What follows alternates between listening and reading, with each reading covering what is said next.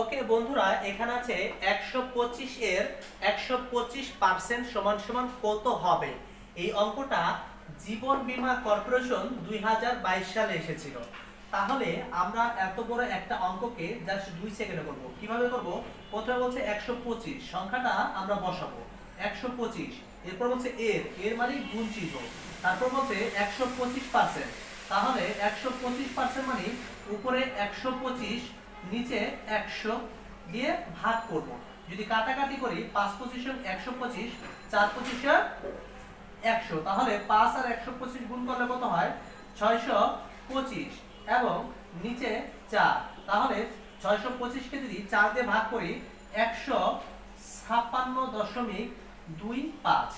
যদি এই অঙ্কটি সকলে বুঝে থাকেন তাহলে বলুন 150 এর 150% সমান সমান কত হবে।